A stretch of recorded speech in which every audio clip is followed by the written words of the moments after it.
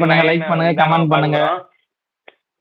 என்ன வேணாலும் பண்ணுங்க. ஸோ பிக் பாஸ் சீசன் ம். 9ல நேற்று நடந்த தரமான சம்பவத்தை பத்தி தான் நம்ம இந்த வீடியோல பார்க்க போறோம்.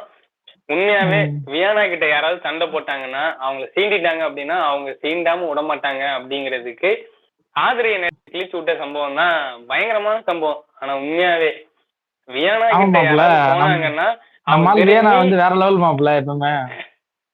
என்னன்னே யோசிக்க மாட்டாங்க போல. லைவ்ல இருக்கோம் நம்ம, அதெல்லாம் வேலைக்கே ஆகாது, டக்குன்னு சொல்லிட்டு எஃப்ஜே கூட மட்டும் தான் சுத்துறேன் அப்படின்னு சொல்லிட்டாங்க டக்குன்னு. உண்மையா ஆதிரைக்கு ஒண்ணுமே புரியல, என்னடா இது டப்புன்னு என்ன இப்படி ஒரு வார்த்தையை சொல்லிட்டாங்க அப்படின்னு சொல்லிட்டு. இல்லப்பா ம். கம்ஃபர்டபுளா இருக்கீங்க அப்படின்னு சொல்லிட்டு ஒரு வார்த்தையை அப்படி லைட்டா இடையில ஆட் பண்ணிட்டாங்க. ம். ஆதிரைக்கும் வியனாவுக்கும் பயங்கரமான சண்டை.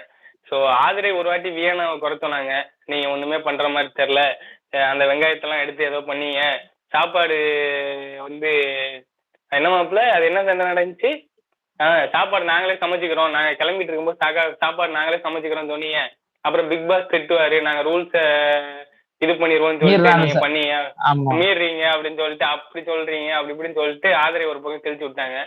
நீ என்னையா கிழிக்கிற, நீ என்ன ஒழுங்கா அப்படின்னு சொல்லிட்டு மாப்பிள்ள இந்த ஊர்ல எல்லாம் சண்டை நடக்கும் பாரு, என்னையா சொல்ற நீ என்ன ஒழுங்கா அப்படின்னு சொல்லிட்டு பக்காவா ஆதிரையை கிழிச்சு வச்சுட்டாங்க. தரமான பதிலடி. ஆதிரைக்கு ஒன்னும் புரியலையா மாப்பிள்ள.